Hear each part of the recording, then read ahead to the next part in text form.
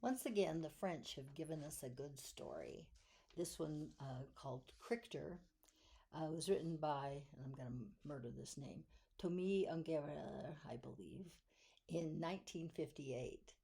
I had to print this out because my copy of Crictor has suffered a lot over the years. But here we go.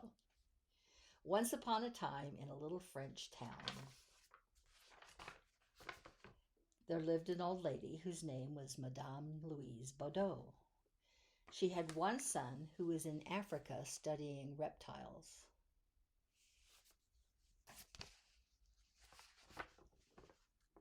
One morning, the mailman brought her a peculiar O-shaped box.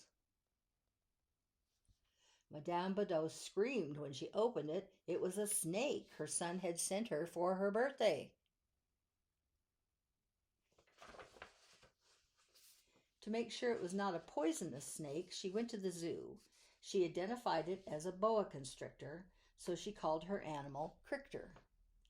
Madame Baudot mothered her new pet, feeding it bottles of milk. She bought palm trees so Crictor would really feel at home. As dogs do when they are happy, he wagged his tail. Well fed, Crictor grew longer and longer and stronger and stronger.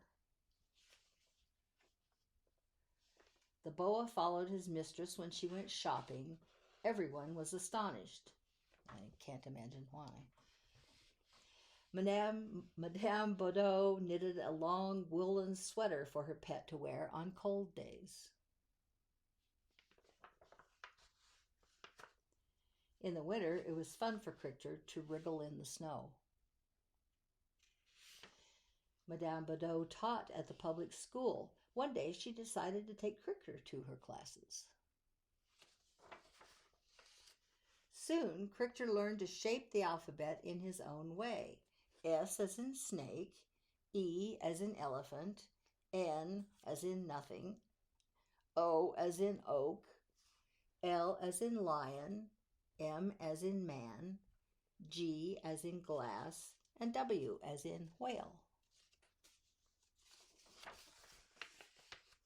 He could count, too, forming figures. 2 for your 2 hands, 3 for the 3 little pigs, 4 for the 4 legs of a dog, 5 for your 5 fingers, 6 for the 6 legs of a bug, 7 for the 7 dwarfs, and 8 for the 8 arms of the octopus. The boa liked to play with little boys and little girls too.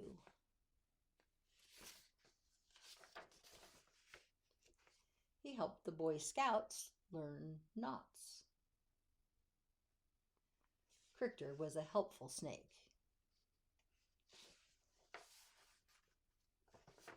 Pages are stuck together. Just a second. One day in a sidewalk cafe, Madame Baudot heard from a friend at the next table that there had been a series of thefts in the town. That very night, the burglar broke into her apartment. Madame Baudot was already gagged and tied to a chair when the faithful boa awoke and furiously attacked the burglar. The villain's terrified shrieks awoke the neighbors. Crictor remained coiled around him until the police arrived. For his bravery, a nice medal was awarded the heroic snake. Crictor even inspired the local sculptor to make a statue in his honor. And the city dedicated a park to him. Loved and respected by the entire village, Crictor lived a long and happy life. The end. Have a great day. Bye.